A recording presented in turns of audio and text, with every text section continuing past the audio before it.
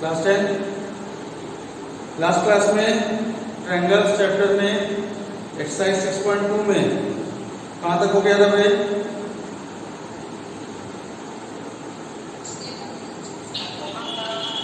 Question number 6 तक हो गया था। क्वेश्चन नंबर 7 कराना है, ठीक है? तो चलो question number 7 exercise 6.2 question number 7।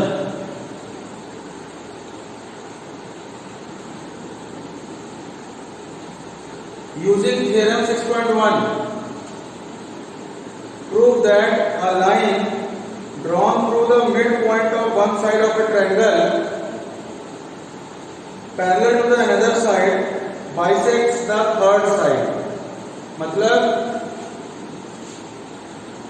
कि सपोज एक ट्रायंगल है,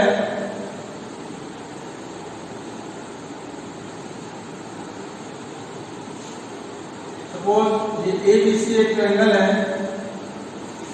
और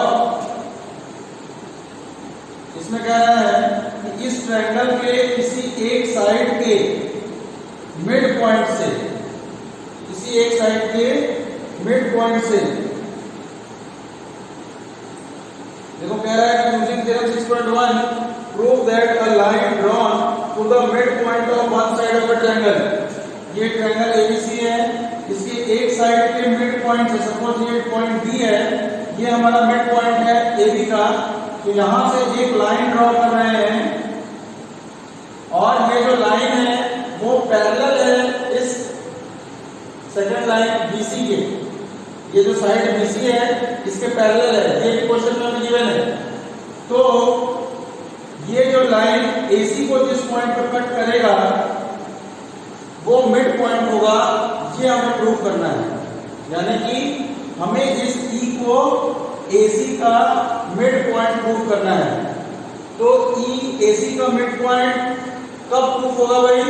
जब AE और EC दोनों इक्वल हो जाए। अगर AE और EC दोनों हमारे बराबर हो जाए तो हम कह सकते हैं कि जो E है वो हमारा मिड पॉइंट होगा, ठीक है? तो देखो इसमें कैसे करेंगे इसको प्रूफ।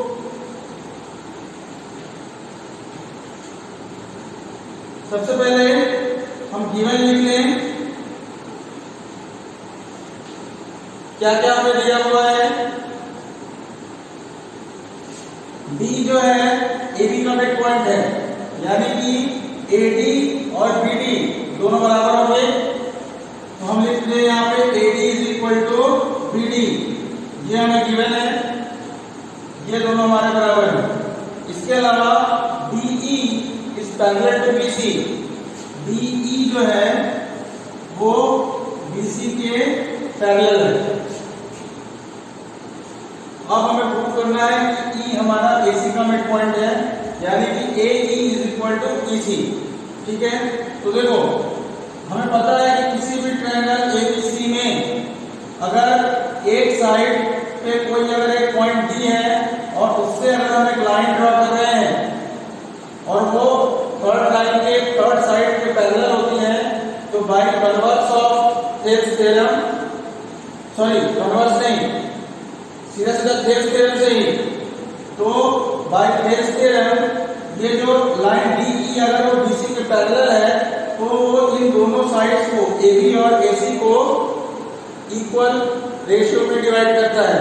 यानी कि यहां लिखेंगे since DE is parallel to BC, since DE is parallel to BC, therefore according to Thales theorem AD upon DB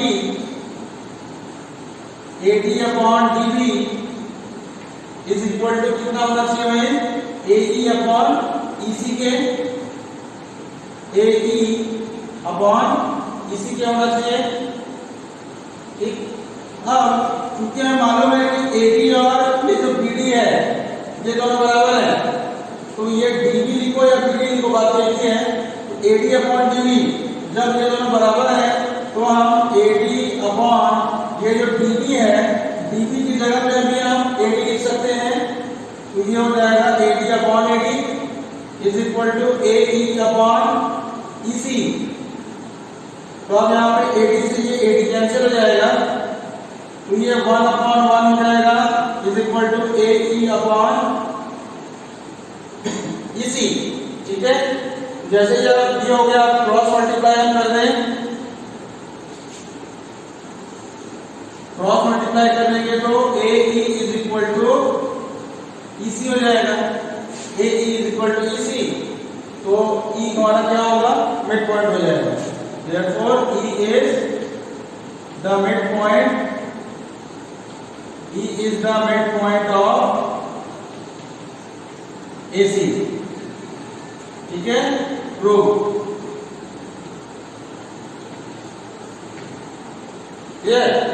एक बार देख लेना।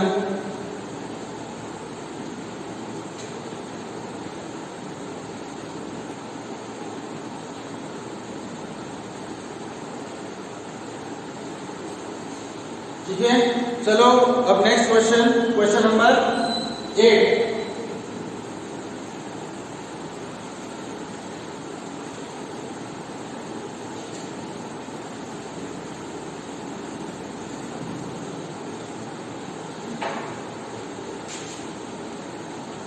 क्वेश्चन नंबर 8,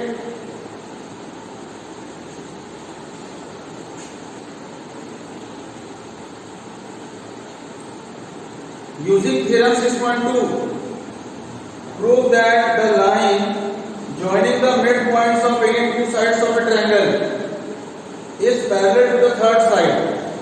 यानी कि एक ट्रायंगल दिया है,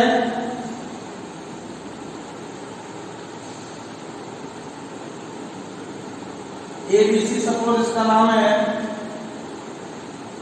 और एक लाइन सेगमेंट है जो कि AB और AC के मिड पॉइंट्स को ज्वाइन करने से बनता है। ठीक है, यानी कि D AB का मिड पॉइंट है और E AC का मिड पॉइंट है, ये हमें गिवन है।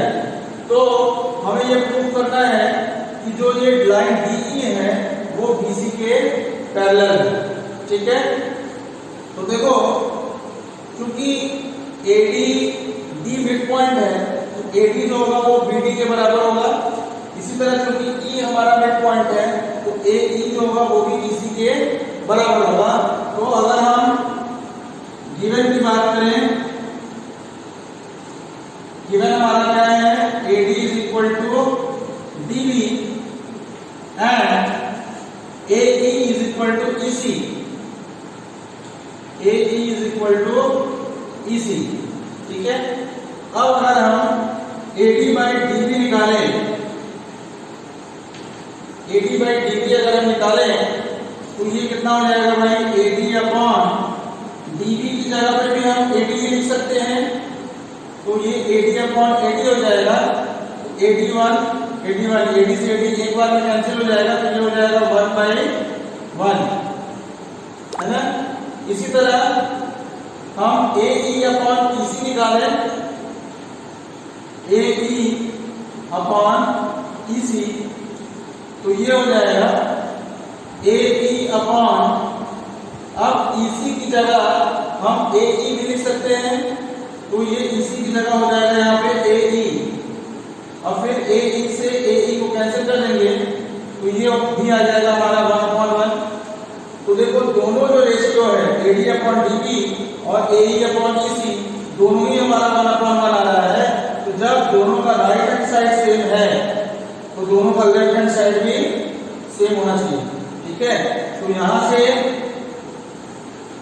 हम लिख सकते हैं क्या कि AD बाई DB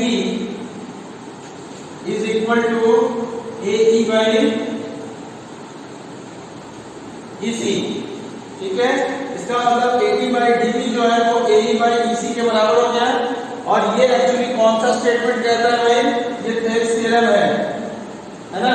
तो कन्वर्स ऑफ थेल्स थ्योरम के अकॉर्डिंग क्या होता है कि अगर किसी ट्रायंगल ABC में उसके AB और AC पे अगर कोई दो पॉइंट्स हो और उन दोनों पॉइंट्स को ज्वाइन करें हम, और वो जो लाइन है वो इन दोनों साइड को अगर इक्वल रेशियो में डिवाइड करता है, तो जो ये लाइन DE है वो BC के पैरेलल होता है। तो यहाँ पे देखो भाई वही चीज हो रही है कि जो ये लाइन DE है वो इस ट्रायंगल ABC को इक्वल रेशियो, सेम रेशियो में डिवाइड करती है। Therefore by converse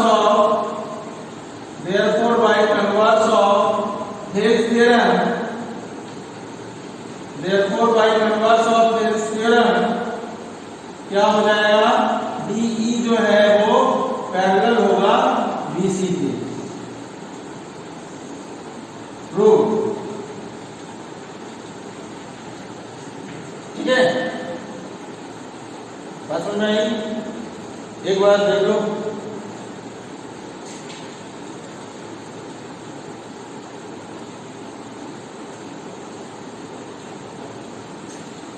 चलो भाई नेक्स्ट क्वेश्चन नंबर 9।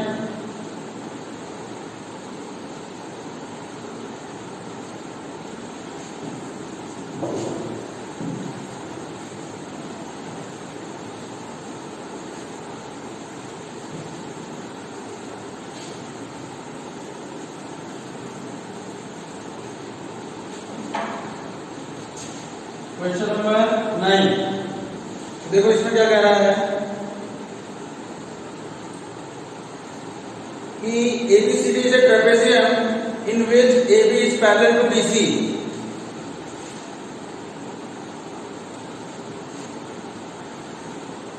ABCD एक ट्रेपेजियम है,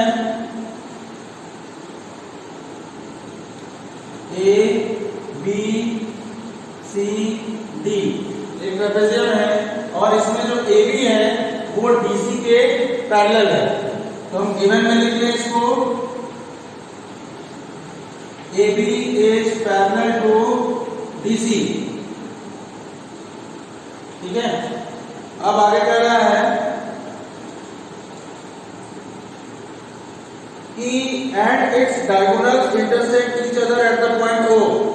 इसके जो डायगोनल्स हैं, यानी कि एक डायगोनल होगा इसका AC, दूसरा डायगोनल है DB, ये दोनों डायगोनल्स एक दूसरे को O पे इंटरसेक्ट करते हैं।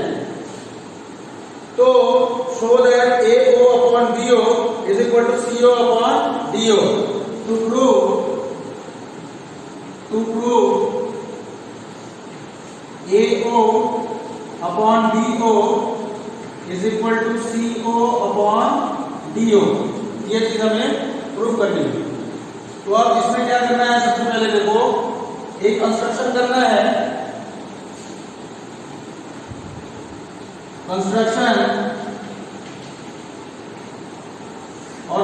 क्या करना है कि एक लाइन हमें खींचना है, एक लाइन खींचना है जो कि सपोज हमने ये एक लाइन खींचा है और इसको अगर हमने नाम दे दिया सपोज M, तो ये जो लाइन MO है वो हमारा इस BC के पैरेलल है। इस तरीके से हम ड्रॉ करें कि जो ये MO लाइन है वो हमारा पैरेलल हो DC के, ठीक है।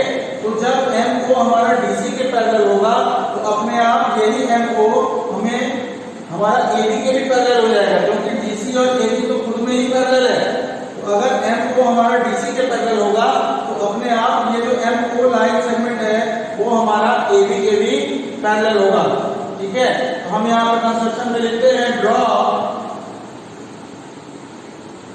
MO, और ये MO जो है वो पैरेलल है DC के भी और यही MO पैरेलल है AB के भी, ठीक है। MO जो है वो DC के भी पैरेलल है और AB के भी पैरेलल है, क्लियर। अब इसके बाद हम मेन प्रूफ को स्टार्ट करेंगे। प्रूफ में देखो क्योंकि MO हमारा पैरेलल है DC के भी और AB के भी, तो हम इसमें दो ट्रायंगल लेंगे और दोनों ट्रायंगल में बारी बारी से हेल्स थ्योरम लगाएंगे। तो पहला ट्रायंगल जो हम लगाएंगे वो होगा DAB, ठीक है। तो सबसे पहले इन ट्रायंगल DAB, जो ट्रायंगल DAB है उसमें AB, MO is parallel to AB, और जब MO हमारा AB के पैरेलल है तो हम इस ट्रायंगल DAB पे थेल्स थ्योरम अप्लाई कर सकते हैं। तो यहाँ लिखेंगे according to Thales theorem, according to Thales theorem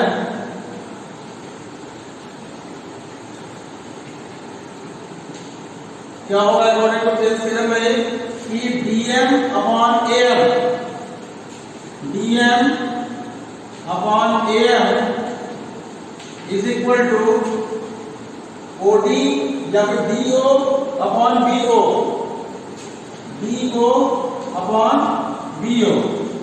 ठीक है, ये थेल्स थ्योरम हो जाएगा। Suppose this is equation number 1। अब इसके बाद हम थेल्स थ्योरम लगाएंगे एक सेकंड ट्रायंगल में। सपोज दूसरा ट्रायंगल कौन सा होगा, वो होगा DAC, DAC वाला जो ट्रायंगल है उसमें हम थेल्स थ्योरम लगाएंगे। तो आप लिखते हैं in triangle DAC, in triangle DAC MO, ये जो MO है वो पैरेलल है किसके, DC के। MO is parallel to DC, therefore according to Thales theorem, according to Thales theorem क्या होगा अकॉर्डिंग टू थेल्स थ्योरम भाई कि dm by am is equal to होगा CO अपॉन AO। तो dm upon am is equal to होगा CO upon AO। Suppose हमने इसको equation number 2 मान लिया। अब इक्वेशन 1 और 2 में जो हमारा लेफ्ट हैंड साइड है वो सेम है, dm अपॉन am ही है, फर्स्ट इक्वेशन में भी और सेकंड इक्वेशन में भी। तो इन दोनों इक्वेशन से हम कह सकते हैं कि दोनों का जो राइट हैंड साइड है वो भी सेम होगा। तो हम इस तरफ लिखते हैं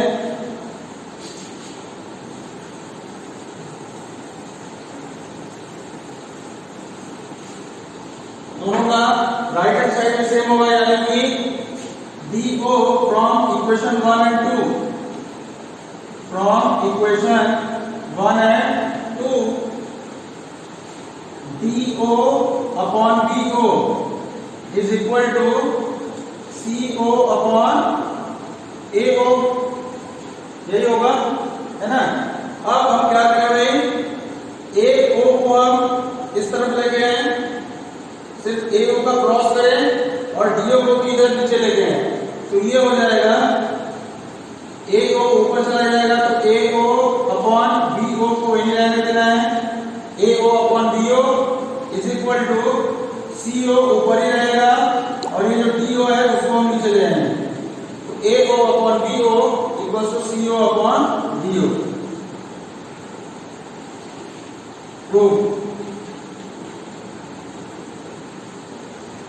ठीक है, देख लो।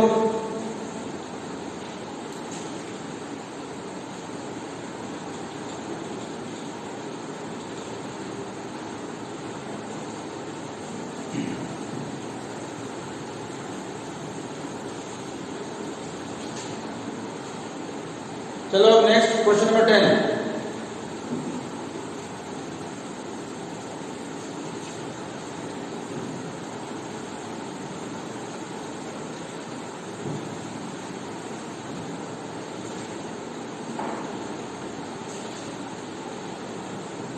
देखो क्या कह रहा है,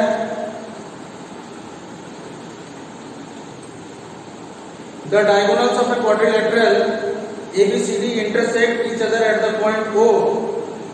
ठीक है, कोई एक क्वाड्रिलेटरल है, सपोज हमने एक क्वाड्रिलेटरल बनाया है।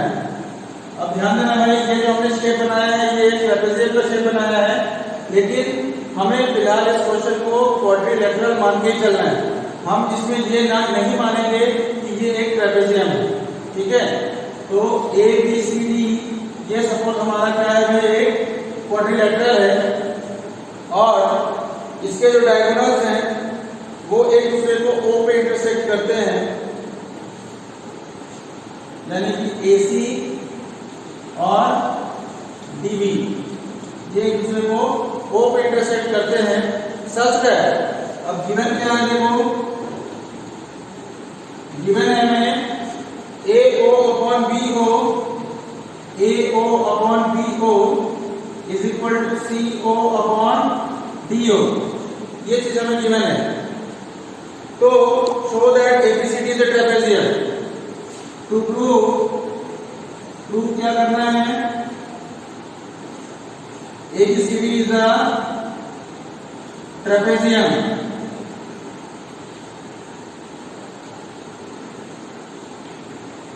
ABCD इज ए ट्रेपेजियम, ठीक है। तो देखो प्रूफ के पहले सबसे पहले हम कंस्ट्रक्शन करेंगे।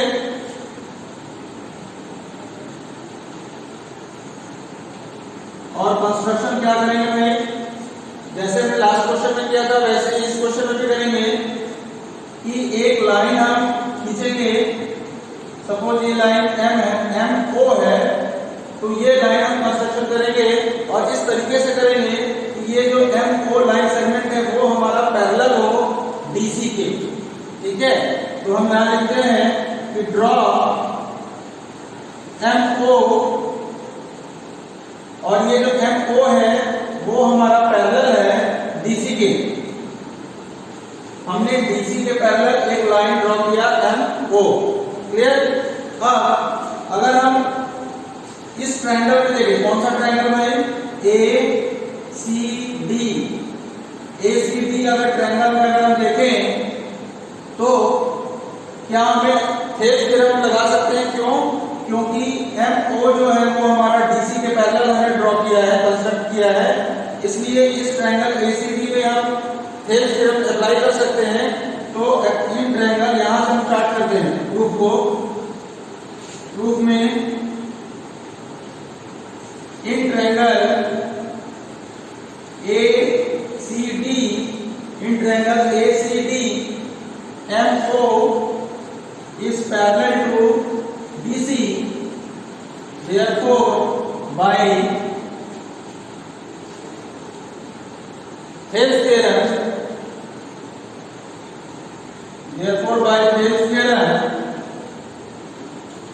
हम क्या लिख सकते हैं कि AO by CO is equal to AM by DM, ठीक है। अब AO by CO is equal to AM by DM हम लिख सकते हैं अकॉर्डिंग टू थेल्स थ्योरम। अब ध्यान देना, अब इसके बाद हम जो हमें गिवन है उसका यूज करेंगे। अब किस तरीके से यूज करेंगे भाई, देखो कि हमें गिवन क्या है, AO by BO is equal to CO by DO, ये चीज हमें गिवन है। अब क्या करें, हम BO को इस तरफ कर दें, क्रॉस मल्टीप्लाई करने के खर्च के BO को ऊपर कर दें और CO को नीचे लेके आए, तो ये हो जाएगा AO upon CO is equal to BO upon DO, ठीक है। AO अपॉन CO जो होगा वो BO अपॉन DO के इक्वल हो जाएगा। अब अगर हम इसको इक्वेशन नंबर 1 माने, इक्वेशन नंबर 1 में जो लेफ्ट हैंड साइड है वो भी देखो AO अपॉन CO है, और यहाँ पे भी AO अपॉन CO की वैल्यू BO अपॉन DO के बराबर है। तो देखो दोनों इक्वेशंस में जो लेफ्ट हैंड साइड है वो सेम है, इसका मतलब दोनों का राइट हैंड साइड में हमारा सेम होगा। तो from equation 1 and 2 BO upon DO is equal to AM upon DM, ठीक है।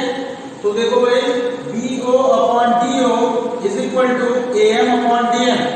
तो अब अगर हम इस DAB वाले ट्रायंगल की बात करें तो DAB वाले ट्रायंगल में ये थेल्स थ्योरम अप्लाई हो रहा है, BO upon DO is equal to AM upon DM, BO upon DO is equal to AM upon DM। तो ये किस ट्रायंगल में थेल्स थ्योरम है भाई? ट्रायंगल DAB में है। और अगर थेल्स थ्योरम अप्लाई हो रहा है, इसका मतलब क्या है कि जो हमारा ये लाइन MO है वो पैरेलल होना चाहिए किसके? AB के, ठीक है ना? तो यहां पर लिखेंगे therefore by converse of Thales theorem, therefore by converse of Thales theorem, MO is parallel to AB, MO is parallel to AB, ठीक है? अब देखो हम मान के चले थे कि MO जो है वो DC के पैरेलल है, और यहाँ पे आ गया कि MO AB के पैरेलल है। तो अब हम यहाँ पे लिखते हैं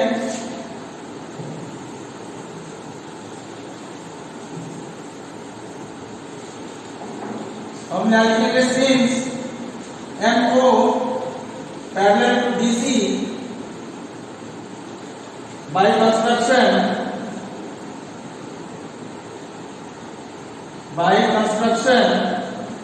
and MO is also parallel to AB, proof। अभी हमने प्रूव किया है। तो अगर MO DC के भी पैरेलल है और MO AB के भी पैरेलल है, इसका मतलब DC और AB भी आपस में पैरेलल होंगे। Therefore DC जो होगा वो AB के पैरेलल हो जाएगा, ठीक है ना?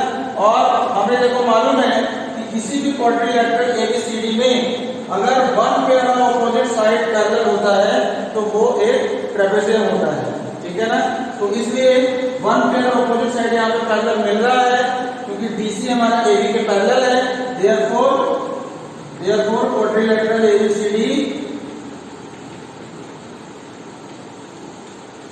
Quadrilateral ABCD is a trapezium, ठीक है? प्रूव।